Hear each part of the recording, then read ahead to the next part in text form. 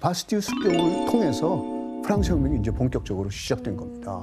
그런데 프랑스 혁명이 시작되니까 어떻게 될까요? 오히려 마리 앙뚜아네트를 위한 가짜 뉴스가 훨씬 더 악랄하고 노골적이고 외설적으로 변했어요. 숫자도 엄청나게 늘어났어요. 끝이 없네요. 끝이. 18세기 내내 많은 귀족 여인들이 팸플렛 그 대상이 됐는데 그 숫자가 엄청나게 늘어났습니다. 1787년에 한 200건 정도였어요. 보고된 게.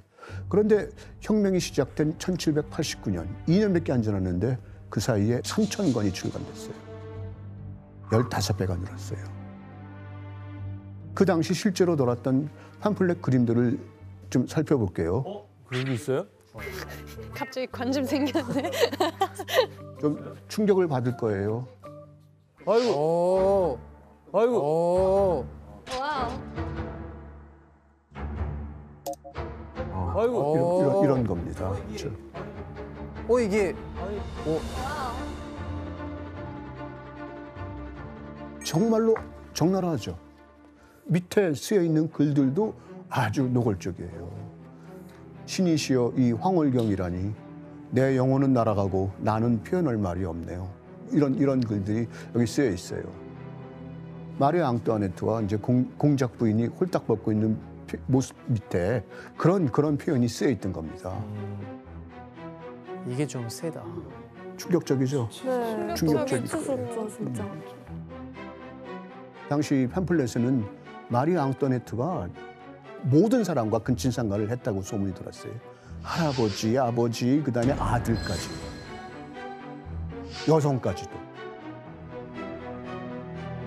말도 안 돼.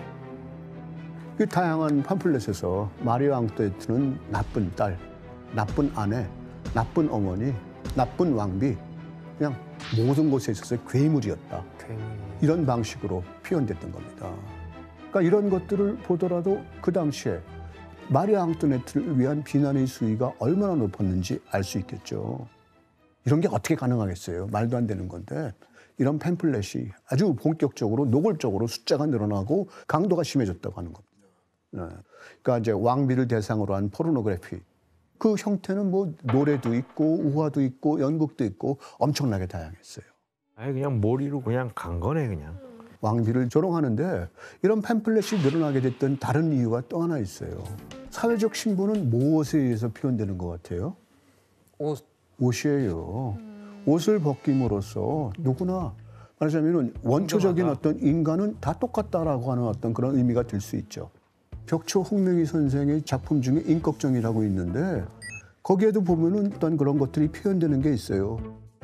의족들이 아주 나쁜 양반들을 붙잡아 놓고 엉덩이를 볼기를 내려서 볼기짝을 때려요. 그러면서 하는 말이 뭘까? 양반이나 쌍놈이나 볼기짝은 똑같네. 이런 얘기입니다. 그러니까 원초적인 어떤 인간으로 만난 인간은 같다는 거예요. 그리고 그런 와중에 이렇게 그냥 비난은 높아지는데 빵값이라든가 식료품 가격은 계속 오릅니다. 먹고 사는 문제는 해결되지가 않아요. 상황은 어떻게 돼요? 점점 더 악화될 수밖에 없죠. 어느 정도인가 하면은 당시 빵 한 개의 가격이 하루 일당 정도였어요. 와. 하루 일을 해야 빵 한 조각 먹는 거였어요. 와. 특히 이제 가정의 주부 여성들은 그냥 빵값, 반찬값 이런 데 민감할 수밖에 없잖아요. 배고파서 못 살겠다. 이제 시위에 나선 거예요. 빵이 아니면 죽음을 달라. 이런 식의 외치면서. 그 아낙네들이 막대기라든가 돌멩이라든가 도끼를 들고 파리시 시청으로 몰려갔던 겁니다. 시청 광장까지 모였다가 결국은 이 여성들이 베르사유 궁까지 쳐들어가요.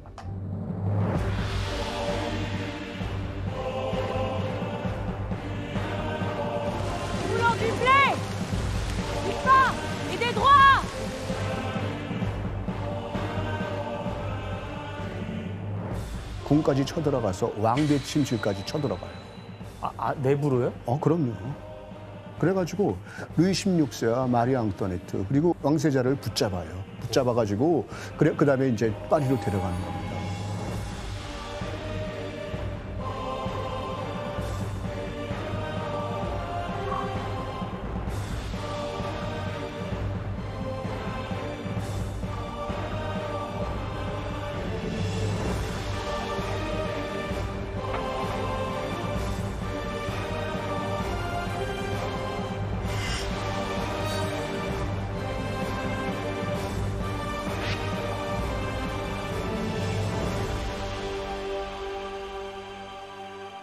그래서 베르사유는 다시 못 가는 거예요. 띨리 궁으로 가게 돼서 거기 살게 되는 겁니다. 그러니까 이제 어떻게 될까요? 절대 왕권을 누리던 루이 16세나 마리 앙뚜아네트 그리고 그 왕족인데 그 왕족들이 이제 국민의 감시 아래 살게 된다. 근데 마리 앙뚜아네트가 사람들이 빵이 아니면 죽음을 달라고 했는데 아, 맞아. 빵이 없으면 케이크를 먹으면 되지 맞아. 이런 말을 했다고 해요. 근데 그 거기서 말한 케이크가 브리오슈라는 브리오슈. 그 말도 마리 앙뚜아네트가 했다라고 사람들은 그렇게 그런 소문이 딱 돌았어요. 안 했을 거야. 안 했지. 할 수가 없지. 누구한테 그 말을 해, 심지어. 그 말은 이미 돌아다니던 말이에요. 장자크 루소의 고백록 제6권에 그 말이 나와요. 장자크 루소가 그 말을 하는데 어떤 얘기를 하는가 하면은 와인을 마실 때 그 사람들은 보통 바게트랑 같이 먹죠. 근데 바게트가 없었던 거야. 그러니까 루소가 뭐라고 얘기했는가 하면은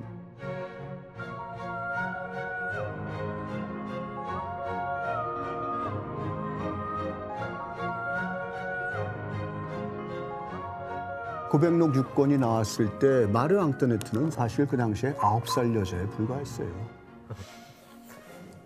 그러니까 이게 그냥 그런 얘기를 말하자면 할 방도가 없었다고 하는 거죠. 자, 우리는 또 여기에서 마지막 반전을 또 꾀합니다.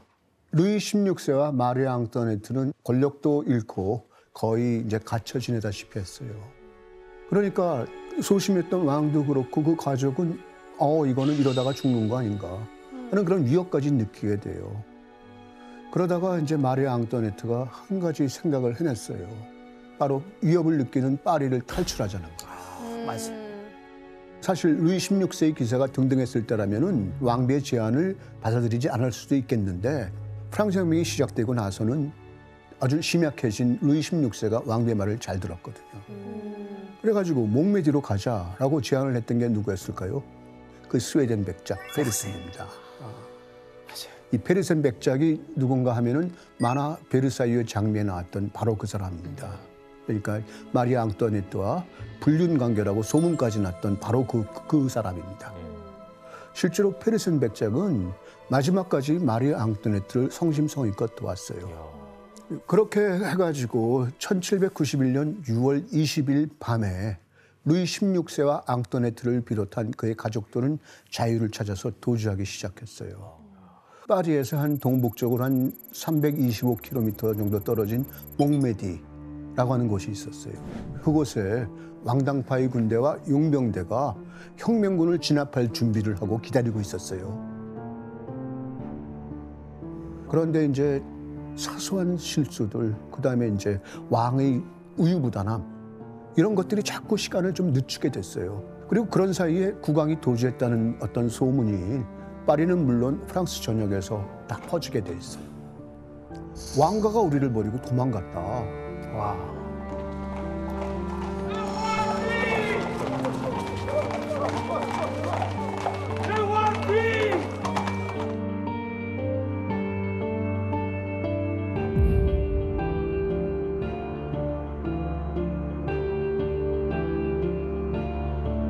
그런데 이제 어떤 마을에 수상한 마차를 탄 수상한 사람들이 나타났어요. 바로 루이 16세와 마리 앙뚜아네트 그리고 그 가족들이에요. 마차 밖에 다가온 호위대원이랑 인사를 하려고 루이 16세가 창밖으로 머리를 내밀었어요. 그런데 그 호위대원이 마차 안에 있는 사람한테 너무도 공손하게 인사를 하더라. 그걸 눈여겨본 사람이 우체국장이에요. 그 마을에. 우체국장이 그 얼굴을 봤더니 프랑스의 그 지폐, 아시냐 지폐 거기에 그 왕의 사진이 올라와 있어요. 그걸 봤던 거예요. 그걸 한번 그 사진을 한번 볼까요? 집에 있는 얼굴이랑 똑같아서. 너무 잘 그렸나 보다. 얼마나 잘 그렸길래.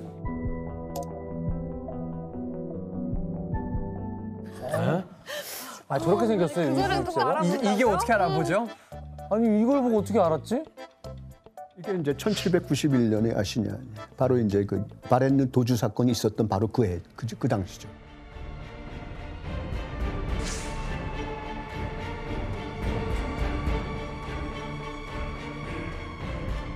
그래가지고 이제 결국 국민의회에서 이제 연락을 받고 사람들을 보내가지고 이 왕과 왕비 그리고 가족들을 체포해서 다시 파리로 데려옵니다.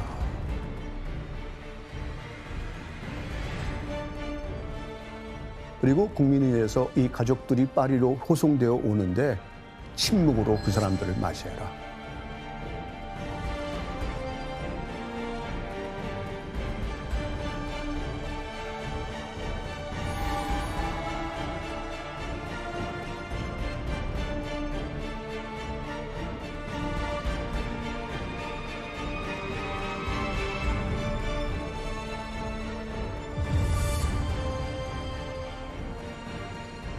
그런데 이제 바로 이런 상황 속에서 루이 16세에게 반역죄를 물어야 한다고 했지만 사실은 마땅한 죄명이 없었어요. 무죄 석방해야 한다라고 하는 의견도 많았어요. 왕을 퇴위시켰는데 무슨 또 이제 처형을 하느냐 이런 거죠. 바로 이때 이런 상황 속에서 루이가 죽어야 프랑스가 삽니다. 라고 말하면서 루이 16세를 처형해야 된다고 강하게 주장하던 사람이 있어요. 그 사람이 바로 공포 정치의 대명사로 알려져 있는 막시밀리앙 로베스피에르입니다.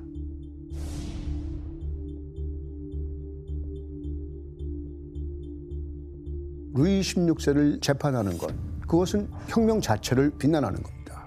조국이 살아있어야 하므로 루이는 죽어야 합니다. 이렇게 얘기를 했어요.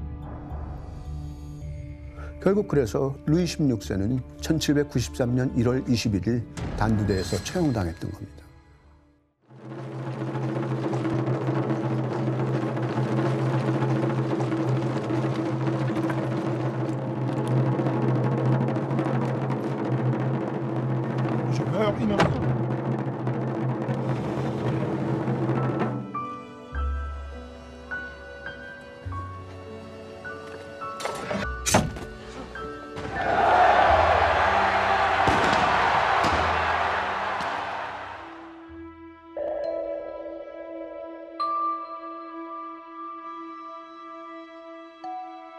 아, 끔찍하다. 나의 개인적인 생각에서는 프랑스 혁명에서 이것이 가장 중요한 사건이었다고 나는 봐요. 그 당시에 유럽의 모든 나라가 왕국이에요. 왕국인데 그 왕국의 왕들은 어떻게 생각했겠어요? 우리도 그렇게 될 수 있겠다. 이제 무섭겠죠. 유럽의 모든 나라가 그냥 엄청나게 충격을 받았죠. 이 모든 나라가 프랑스에 대해서 등을 돌린 거예요. 모든 나라가 프랑스에 대해서 전쟁을 벌인 거예요. 지금까지도 이제 영국의 왕실에서는 프랑스 혁명을 축하하는 자리에 그 사절단을 안 보내요. 왜? 왕가 입장에서 왕을 죽인 놈들이라는 거예요.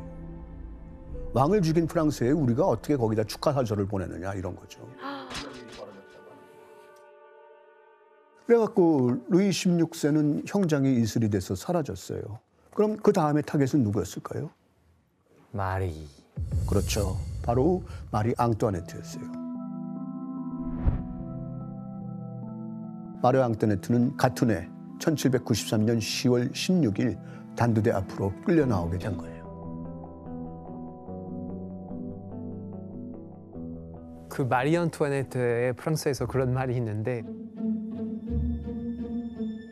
그 전날에 머리가 갑자기 하얗게 져서 그런 말이 있어서 공포에 질려서? 그랬다는 말이 있죠. 너 마리 앙투아네트 머리네? 그러면 머리가 좀 새치가 많이 생겼다. 내일 나는 중요한 시험이다. 그러면 너는 마리 앙투아네트처럼 머리가 하얘지겠다. 아, 그런 표현이 있어요? 그러니까 이제 그 마리 앙뚜아네트는 한 감옥에 수감되어 있었어요. 감옥에 수감되어 있다가 이제 형장으로 끌려오는데 그때의 그림을 한번 우리가 보도록 하죠. 이게 바로 말하자면 자크 루이드 다비드라고 하는 유명한 화가가 있죠. 형장에 끌려갈 때 마차를 타고 거기 들어가죠. 창 속에서 보이는 그 모습을 스케치한 거예요. 되게 살 많이 빠진 모습이네. 늙어 보이네요, 갑자기. 여기를 보면은 이제 흰머리 이런 것들은 잘 이제 드러나지 않지만 머리카락이 다 잘렸죠. 머리가 없는데?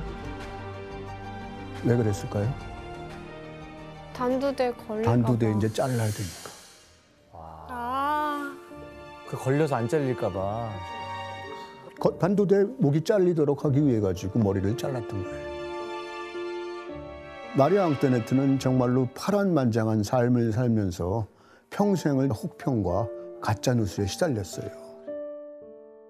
근데 마지막 순간까지도 하지도 않은 온갖 죄목을 다 끌어안게 되는 겁니다. 그래서 당시 검사가 마리 앙뚜아네트를 이렇게 평가했어요. 기현 씨가 한번 읽어주실래요? 영원히 가증스러울 이름이 역사책에서 지워지지 않을 이들과 똑같이 루이 카페의 미망인인 마리 앙뚜아네트는 프랑스에 있던 기간에 프랑스 국민들의 천벌이자 흡혈귀였다.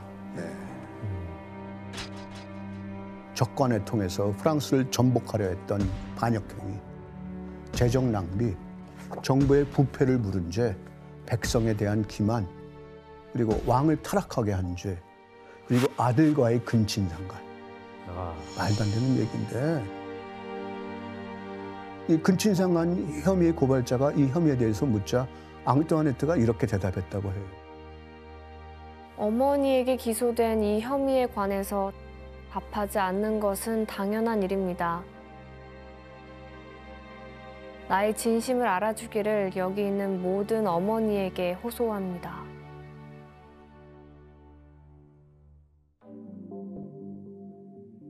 이 말을 듣고 재판장에 있던 모든 여성들이 마리 앙뚜아네트에 동조했어요. 그런데 아이러니하게도 이 기소에 대한 증언을 했던 사람이 바로 마리 앙뚜아네트의 아들이었어요. 왕세자였어요. 아들이 증언을 했다고요? 사주를 당한 거지.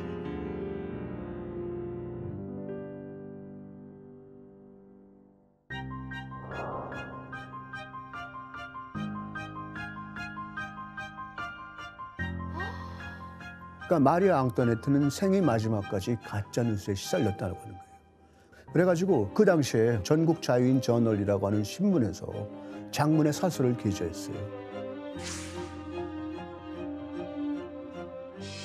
그녀가 처형됨으로써 지구가 정화되었다라는 거예요.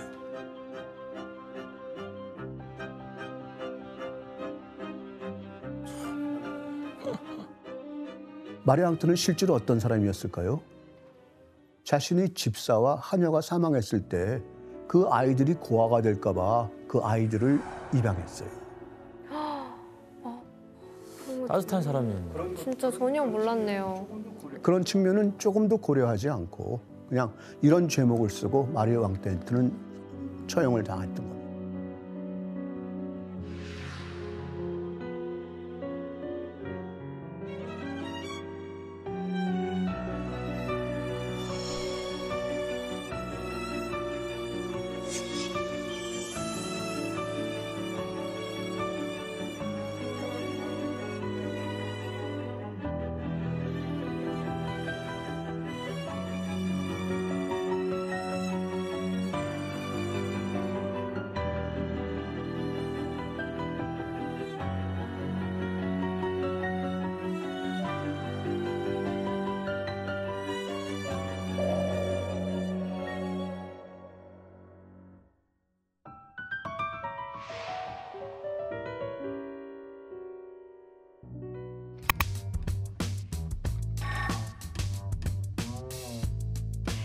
규현 맞춰도 되나요?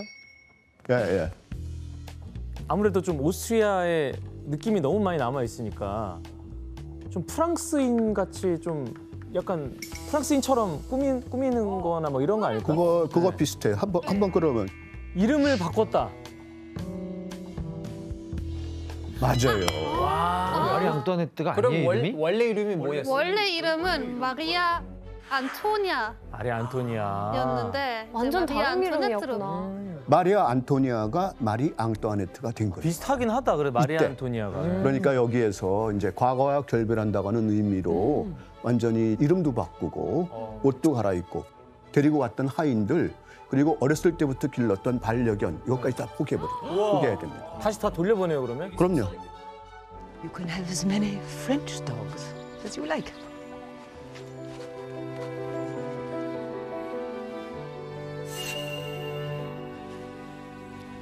프랑스 처음 왔을 때부터 별명이 로트리시엔, 오스트리아 사람. 진짜. 네, 근데 그냥 그거 그거였어요. 아니라 다른 의미로 썼잖아요. 발음이 조금 다르게 하면 로트리시엔가 아니라 로트리시엔이라고 하면 약간 좀 나쁜 말이 되는 거예요. 네, 약간 개. 이 다른 개 오스트리아 이런 개. 식으로 네, 이런 식으로 욕했어요. 이것만 하더라도 여러분들이 생각이 어때요?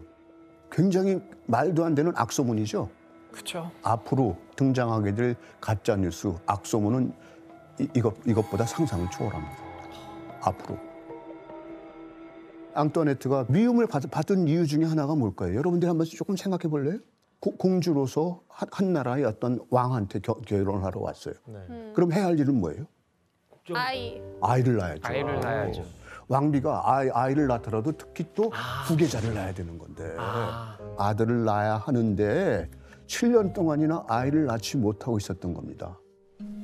Well, sleep well.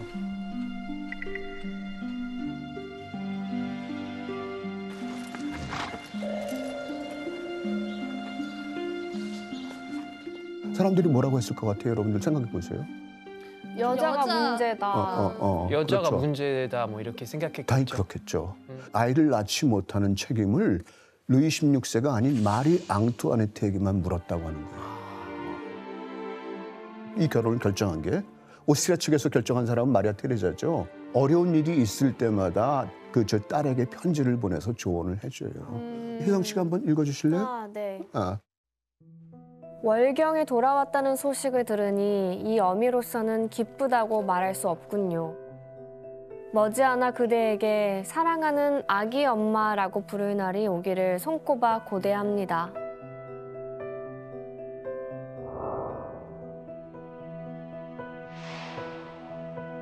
두 나라가 같이 동맹을 맺은 이유가 있잖아요. 그 동맹을 공고하게 하려면은 손자를 빨리 낳아야 되는 건데 네가 빨리 엄마가 됐으면 하는 어떤 그런 염원을 담아가지고 지 딸한테 편지를 보내. 아 이게 근데 염원으로 받아들일지 딸 입장에서는 약간 압박을 느낄 수 이게 있을 것 같아. 스트레스로 올지는 난 오히려 스트레스 받을 것 같아 선생님. 진짜로. 근데 사실 16세한테 문제가 있는 걸 수도 있잖아요. 루이 16세도 정상적인 부부관계가 좀 불가능했어요. 루이 16세는 성격도 소심했고 그다음에 이제 사냥이라든가 이런 것만 좋아하고 그다음에 자물쇠 만들거나 이렇게 가구 제작하는 거 되게 좋아했어요. 네. 그러니까 그런 데만 관심이 있어요. 이 슈테판 츠바이크라고 하는 그 오스트리아의 유명한 작가, 그 사람이 쓴 그 마리 앙뚜아네트의 전기.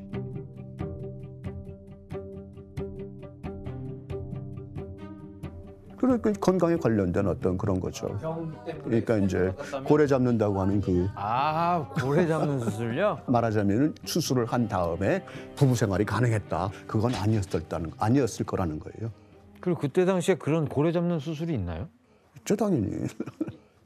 그런 얘기가 있었구나. 그런 어떤 이야기도 그 사람이 원래 권위가 있으니까 이 사람 말을 믿으면서 이것이 다 이건 무조건 사실이라고 믿은 게 많아요. 근데 요즘에는 틀리진 않았다 하더라도 최소한 과장일 것이다.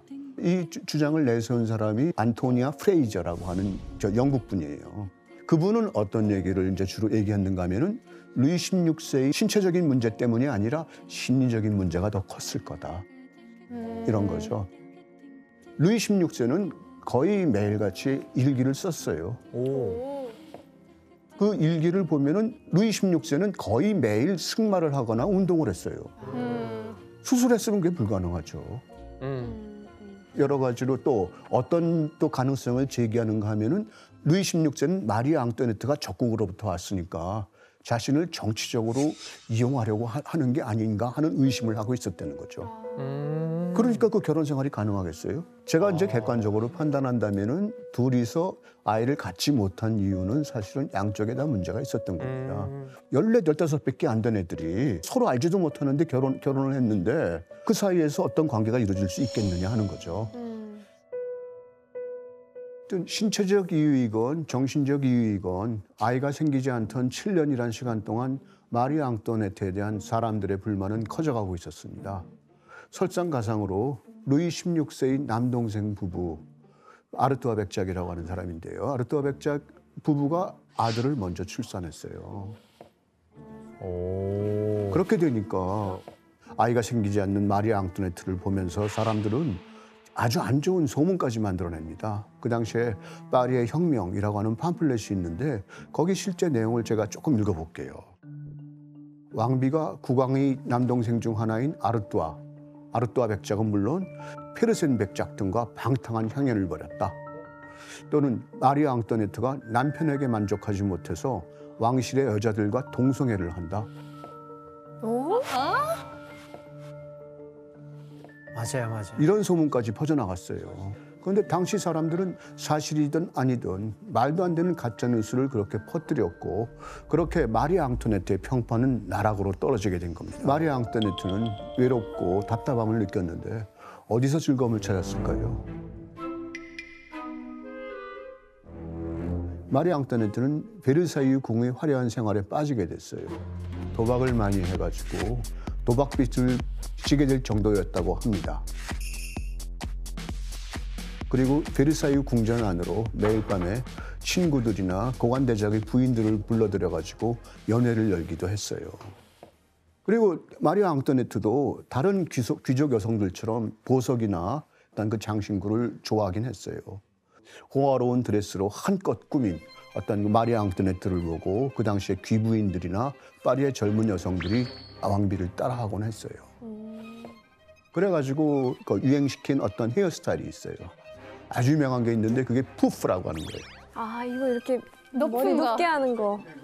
풍선같이 부풀려가지고 거기다가 리본이라든가 때로는 과일, 채소, 액세서리 이런 다양한 소품으로 이 머리 위를 장식한 거예요. 그림을 한번 보시죠. 네. 와, 이게 진짜. 이런 거예요. 뭐야? 아, 진짜 말도 안 돼. 이게 배.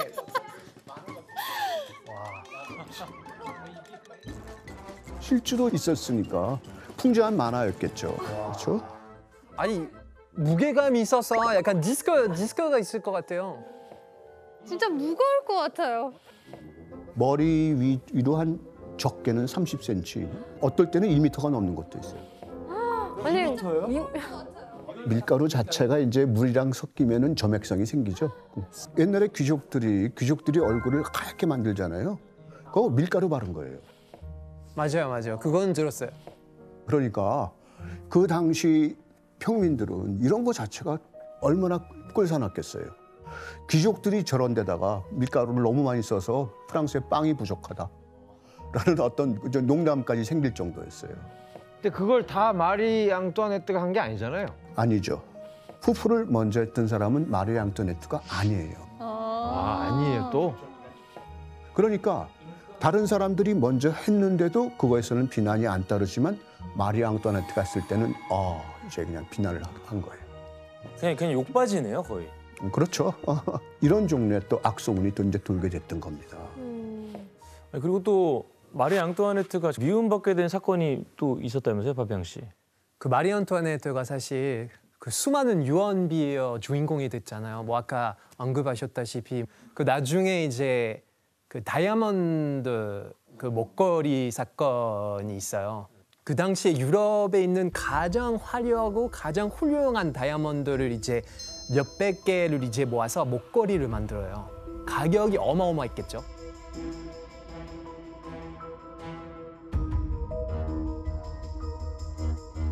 그 당시에 파리에서 사기치는 부부가 있었어요.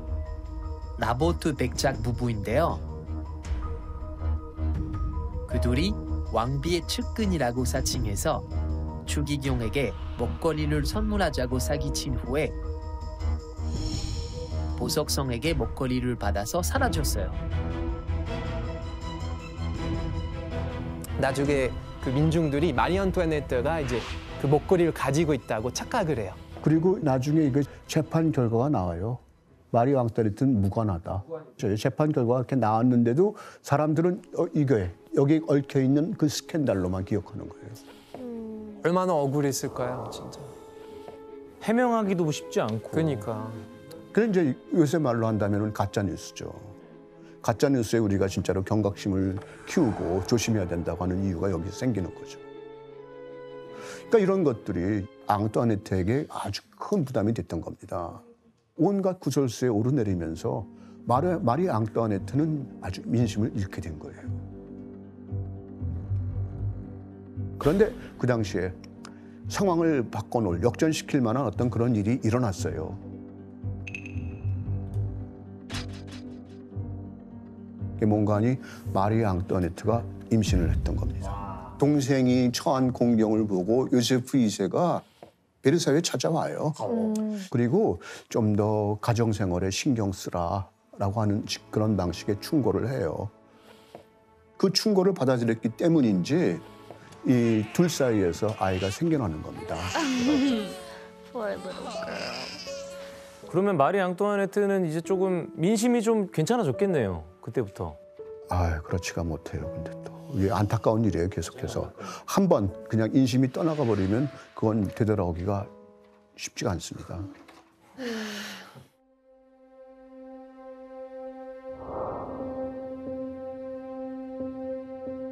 여러 가지로 마리 앙뚜아네트는 이미지 개선을 위해서 노력을 했거든요.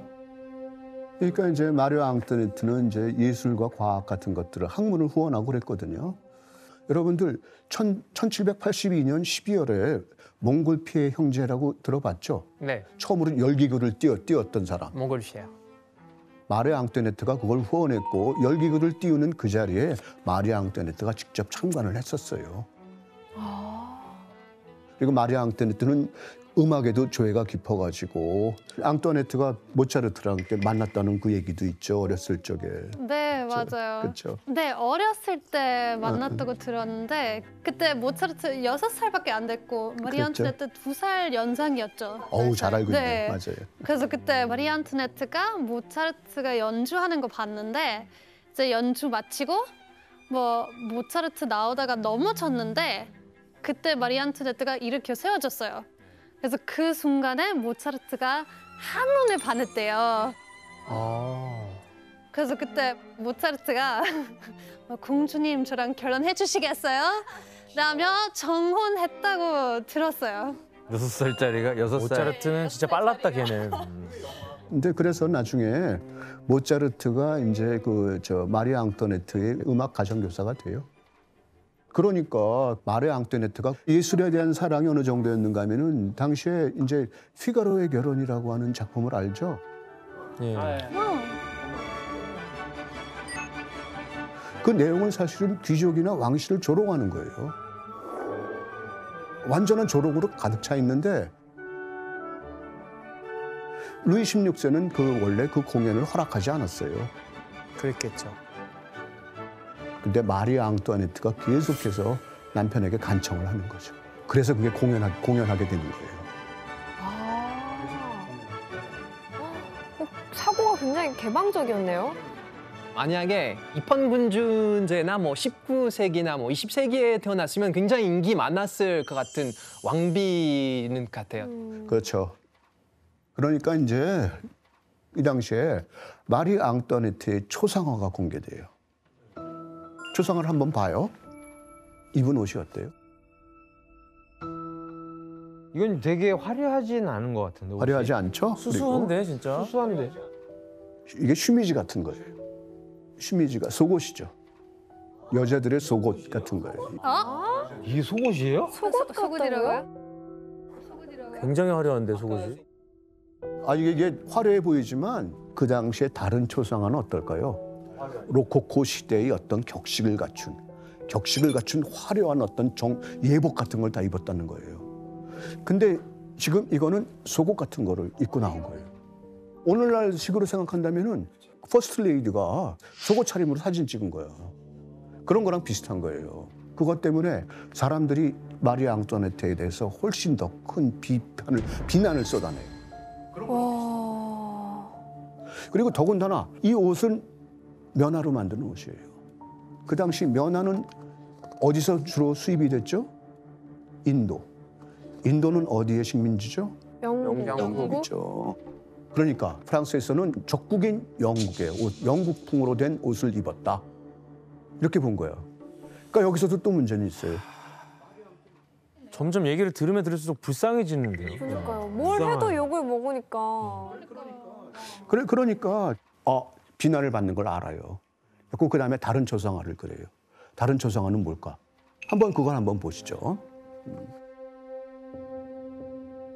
자기 자식들이랑 궁정에서 가정적인 왕비의 모습을 그리는 거예요. 그런데 이렇게 초상화가 공개된 뒤에도 왕비의 이미지는 개선되지 않았어요.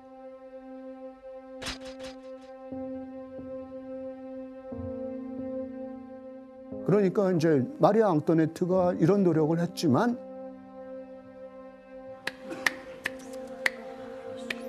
여전히 마리아 앙토네트의 평판은 좋아지지가 않았다고 하는 겁니다.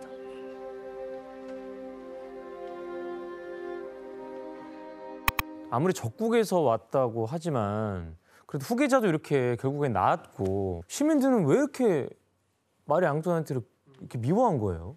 그러니까 그 답을 어떤 개인적인 어떤 좋아하거나 싫어하거나 이런 데서 찾는 게 아니라 더 큰 맥락 속에서 한번 봐야 할 필요가 있는 거죠. 그렇죠. 그 당시 백성들의 삶이 어땠는지 우리가 그거를 한번 살펴봐야 한다고 하는 겁니다. 매일 베르사유 궁전에서 파티를 벌이는 귀족들과 달리 프랑스 그 당시의 시민들은 먹을 게 없어서 굶어 죽기 직전이었어요. 바로 이때 최악의 자연재해가 발생했어요. 그러니까 농사가 제대로 될 리가 없었어요. 엄청난 흉년이 들었어요. 추위와 굶주림에 시달리는 사람들이 늘어나기만 시작했어요. 그런데 국가 자체도 재정이 힘드니까 세금만 더 뜯어가게 되는 겁니다. 온갖 종류의 세금이 징수됐어요. 왕이나 영주의 지배 아래 있는 토지의 따이유라고 하는 것을 부과했죠. 그다음에 교회에는 11조를 냅니다. 그다음에 사람이 머릿수에 맞춰서 내는 인두세도 있고 그 영주가 독점하고 있는 물방앗간에 있는 제빵기라든가 포도 압착기 이런 시설을 사용할 때마다 사용료를 또 내야 했어요. 와, 진짜 대박이다. 이런 일들이 벌어졌어요. 그 당시 상황을 풍자한 그림이 있어요. 한번 보도록 하죠.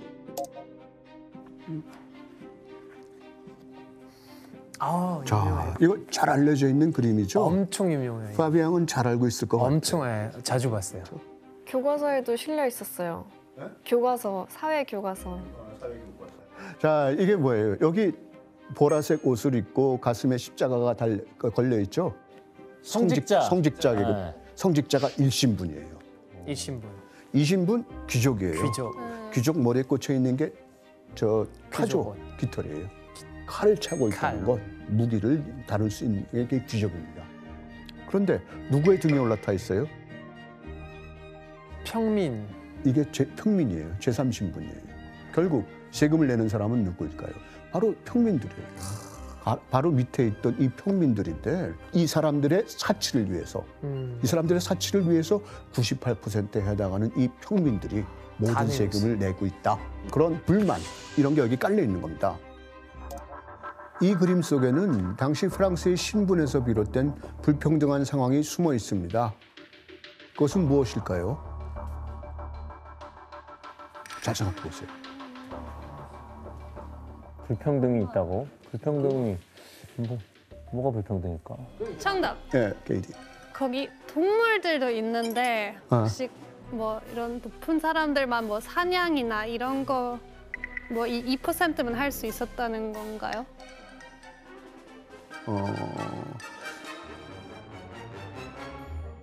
답이 정답이에요. 진짜요? 정답이에요. 오? 왜 그런가 하면은 이게 당시 새나 토끼나 어쨌든 동물을 사냥한 권리 이거는 귀족들만 갖고 있었어요. 그러니까 유럽에서 힘든 시기에 그 농민 반란할 때마다 이 사람들이 요구 조건을 내걸어요. 거기에 꼭 들어있는 게 뭘까? 우리도 사냥을 하고 낚시를 할 수 있게 해달라는 거죠. 그건 좀 하게 해주지. 그럼 농작물을 다 먹어치워도 그냥 보고만 있어야 수 되는 없는 거예요? 그러니까 바로 그러한 상황까지도 여기에 들어있는 겁니다. 그리고 불어가 그 밑에 이렇게 써 있어요. 네, 여기는 약간 옛날 불어이고 그 요즘 말로는 하면은 il faut espérer que ce jeu-là finira bientôt. 이러한 농간이, 이러한 장난질이 곧 끝나기를 바란다 정도의 뜻이에요.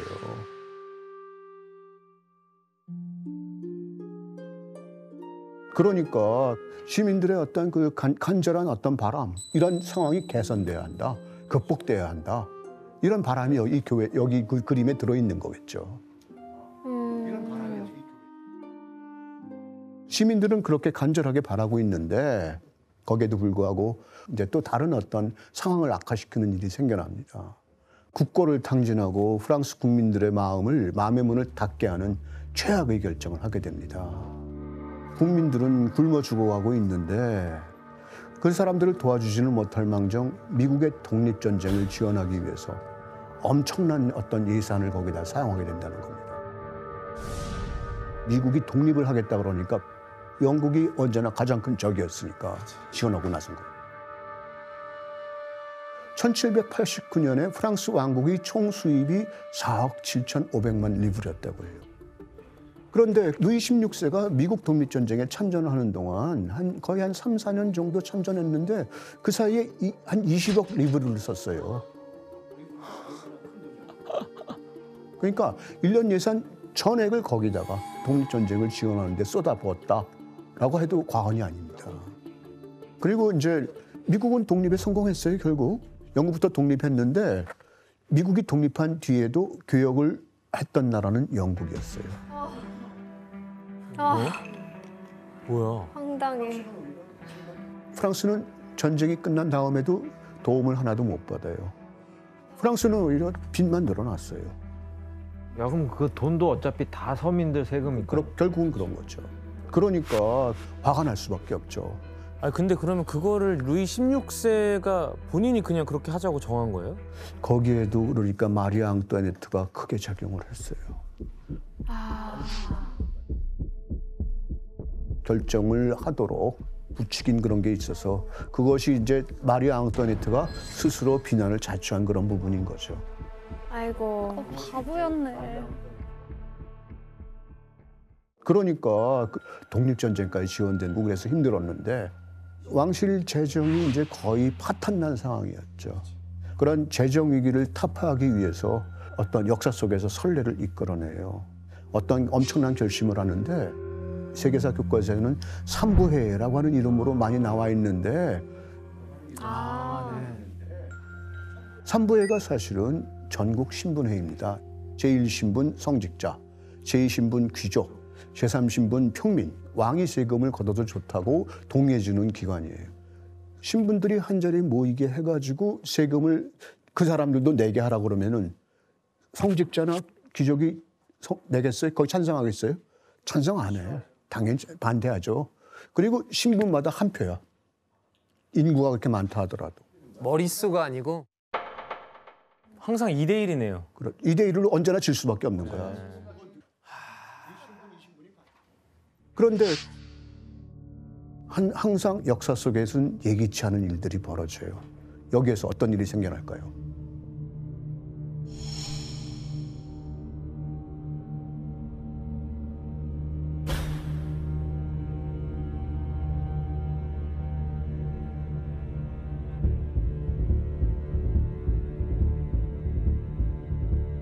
이걸 요구했던 거예요. 그런데도 그 당시에 루이 16세 스스로가 거기에 반대를 해요. 감히 너희 평민 따위가 내 말을 거역해 이런 방식으로 대응한 겁니다. 그래가지고 이제 평민들이 국민의회라고 하는 것을 만들죠. 말하자면은 자신들이 주도하는 어떤 그 프랑스를 만들려고 한 거죠. 루이 16세는 거기에서 위협을 느낍니다.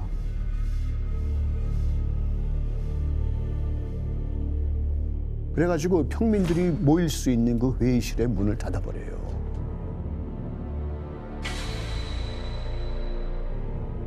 그랬더니 어떻게 돼요? 그 평민들이 근처에 있는 테니스 코트로 가는 겁니다. 그게 우리가 잘 알고 있는 테니스 코트의 선언이라고 말하는 겁니다.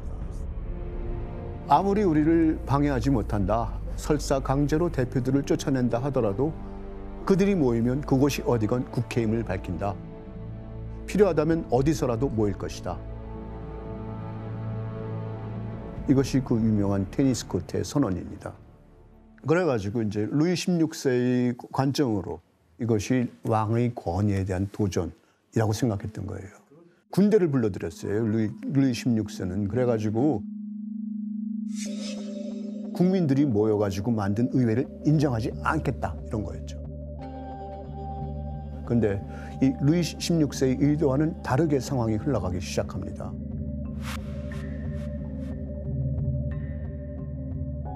말하자면은 시민들이 분노를 터뜨리게 되었어요. 그래가지고 이 사건이 프랑스의 역사를 바꿔놨다고 하는 겁니다.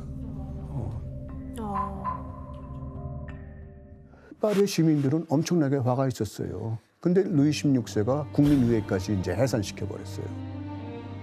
더 이상 시민들은 참지 못하고 이제 폭발하고 말았어요. 그런데 이 사람들이 어디로 갔을까? 바스티유로 간 거예요. 왜? 바스티유가 절대 왕정의 상징처럼 받아들여졌기 때문이죠. 거기에서 프랑스의 역사를 뒤집을 만한 엄청난 사건이 일어나는 겁니다.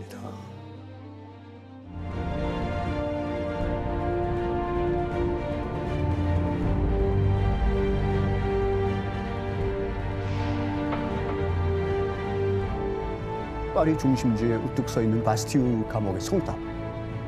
이것은 봉건제도의 상징으로 보였어요. 바스티유는 파리 동쪽에 있던 원래는 요새였어요.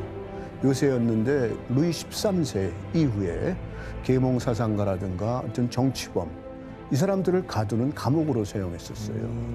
그러니까 이거는 시민들이 보기엔 뭐예요? 타파해야 할 대상이죠. 그리고 이 감옥을 습격했던 또 다른 이유가 있는데 이 감옥에 가면은 무기를 얻을 수 있다 이런 겁니다. 무기군이 있습니다. 무기가 있었어요. 화기랑. 그것이 1789년 7월 14일입니다. 그래갖고 7월 14일이 프랑스 혁명의 시작을 알린 그런 날이라고 보통 지금도 기념을 하고 있는 겁니다.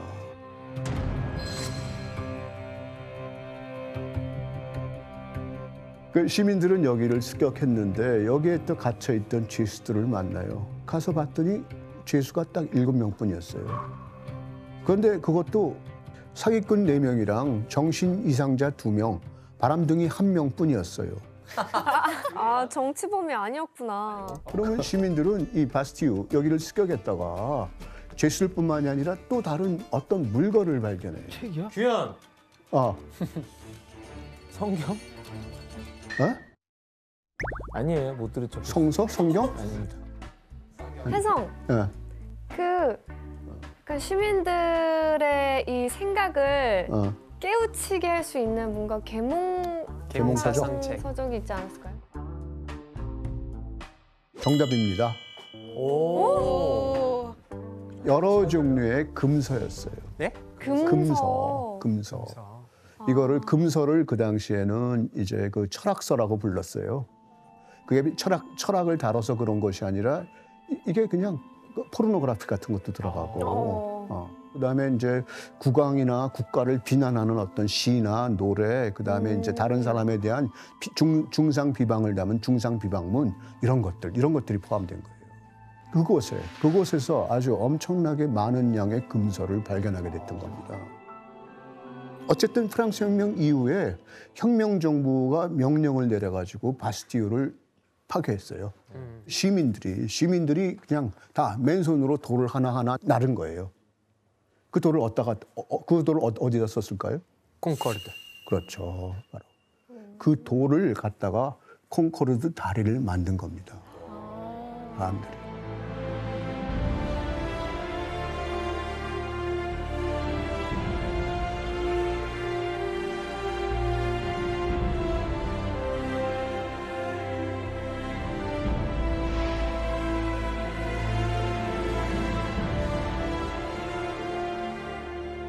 구체제를 이제 짓밟는다는 의미로 그 돌을 가지고 이제 콩코르드 다리를 만든 거죠. 그러다가 우리는 이제 밟잖아요. 옛날 체제를 밟고 올라간다. 옛날 체제, 구체제를 이제 짓밟는다는 상징적인 그런 의미로 이렇게 만들었다고 해요.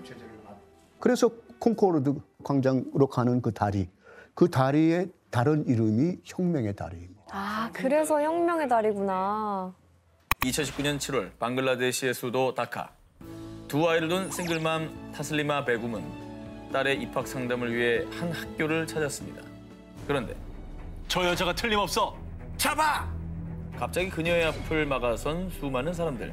분노에 가득 찬 이들은 엄마 베굼을 향해 무차별적인 폭력을 행사했습니다. 결국 베굼은 사람들의 손에 허망히 죽음을 맞이했습니다. 아니 길 가다가 무슨 일이에요 이게? 이후에 엄마 베굼의 죽음과 관련된 7명이 체포됐는데요. 이들의 정체는 범죄 조직이 아닌 그저 평범한 주민들이었습니다. 그리고 이 참극의 시작은 바로 루머 때문이었습니다. 아, 루머 때문에 사람을 죽였어? 아니 진짜 어떤 소문이었길래? 뭐 마녀라고 소문난 거예요? 뭐예요? 2019년 7월 초 방글라데시의 다카 남쪽에서는 파드마 대교 대공사를 둘러싸고 끔찍한 루머가 퍼지기 시작했는데요. 파드마 대교를 무사히 완공하기 위해서는 어린아이들을 제물로 바쳐야 해서 유괴범들이 아이들을 납치하고 있다는 끔찍한 소문이었죠. 처음 SNS를 통해 퍼진 이 소문은 점점 기정사실화하면서 특히 자녀를 둔 부모들은 엄청난 공포와 불안에 휩싸였습니다. 아, 저런 루머가 다 있네. 근데 또 이런 루머가 돌면 아이 가진 부모들은 겁나죠. 루머 돌면 떨지.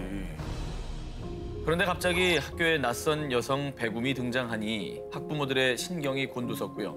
게다가 베굼을 유괴범으로 의심해서 집 주소를 물었는데 그녀가 잠시 이사온 주소를 헷갈려하자 사람들은 유괴범으로 확신해 무자비한 공격을 가한 것이었습니다. 맙소사. 이 사건 외에도 더 끔찍하고 잔혹한 건 아동재물 루머로 인해 엄마 베굼 외에도 무고한 사람들 7명이 더 목숨을 잃었다고 합니다. 무고한 이들이 잔혹한 피해를 입자 결국 방글라데시 정부까지 두 발 벗고 나섰는데요. 셰이크 하시나 총리는 루머 확산과 집단 폭행에 가담한 이들 대상으로 강력한 대응을 할 것입니다라고 밝혔고요. 또 경찰에서도 끔찍한 루머 확산 통로로 이용된 너튜브 25개 채널, 얼굴책 60개 계정의 폐쇄 조치가 내려졌습니다. 아휴, 너무 뒤늦었다는 생각이 드네요. 확산되기 전에 막았어야 됐고 저거 뭐 사이트 폐쇄하면 뭐합니까? 사람 목숨을 다 잃은 상황에서. 지난 2월 28일 한 대학교에서 개강을 앞두고 얼굴책 H대 대신 알려드립니다 계정에 글이 하나 올라왔습니다. 에이즈 환자가 질병을 숨기고 학교 내 기숙사에 입사한다는 내용이었는데요. 진짜? 아니 그거를 어떻게 알아서 그 민감한 개인정보인데. 글쓴이는 이 커뮤니티의 신입생 게시판에 올라온 캡처 글을 증거로 제시했는데요. 누군가 익명으로 에이즈에 걸려도 기숙사 입사되냐? 라는 글을 올렸던 겁니다. 아니 이게 팩트면은 저기 팩트면은 굉장히 기숙사생들이 불안할 수 있죠, 사실은. 그리고 이 소식이 널리 퍼지면서 학생들 사이에서 나도 모르게 에이즈에 걸릴 수 있다라는 두려움이 커지기 시작했습니다. 일파만파네. 게다가 신입 여학생 중에 에이즈 환자가 있대. 에이즈 환자가 기숙사 A동에 입사했대. 에이즈 환자에 대한 억측과 루머들이 걷잡을 수 없이 퍼졌습니다. 그리고 부모님들은 또 얼마나 불안했겠습니까?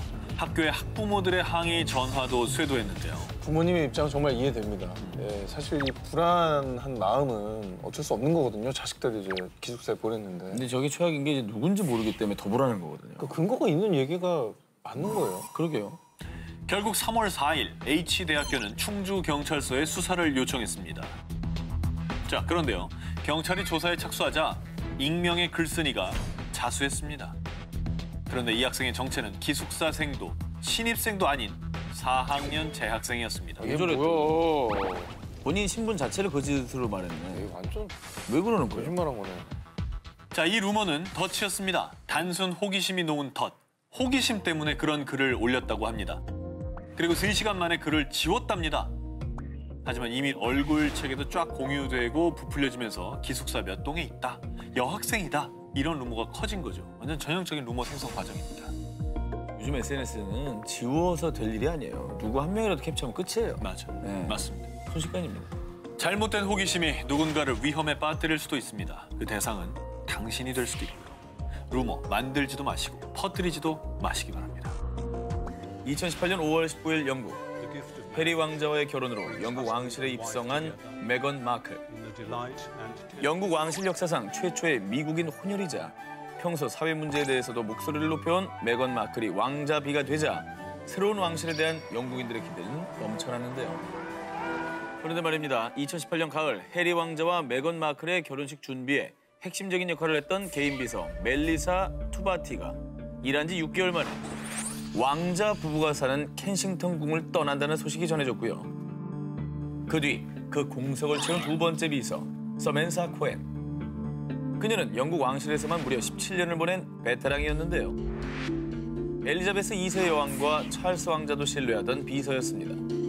그런 서멘사 코엔마저 2019년 초 돌연 사임을 했다는 소식이 전해진 것이죠. 심지어 또 다른 개인 비서 에이미 파커릴까지 메건 마클의 곁을 떠났습니다.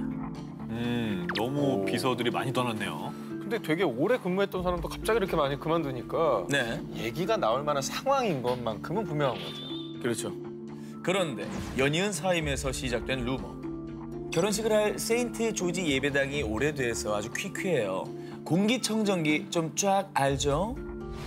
난 새벽에 요가를 꼭 해야만 해요. 예약 좀 해줘요. 메건 마클이 하루에도 몇 번씩 직원들에게 문자로 지시를 내리는 등 까다로운 면모를 보였다고 보도한 것입니다.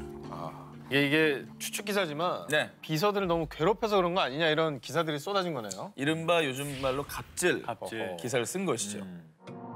그래서 현대판 신데렐라였던 메건 마클이 difficult boss, 까다로운 상사라는 루머가 돌기 시작한 것이죠. 진짜인지 가짜인지 궁금하시죠? 2019년 3월 영국의 C 매체에 따르면요. 두 번째 비서 서멘사 코엔은 애초에 메건 마클을 담당하기 전부터 사임을 결정. 비서 공석은 임시로 맡은 것이라고 했고요. 그 다음에 온 비서 에이미 파커릴 역시 가족들과 해외로 이주를 하게 돼서 비서직을 그만둔 것이라고 전했습니다. 이건 완전 가짜 뉴스였네요. 그럼. 갈 사람이 간 거죠. 그러니까 오해가 풀렸네요. 다행이다. 그래도. 왕관을 쓰려는 자, 그 무게를 견뎌야 국민들의 뜨거운 존경과 동시에 구설이 끊이지 않는 영국 왕실이었습니다.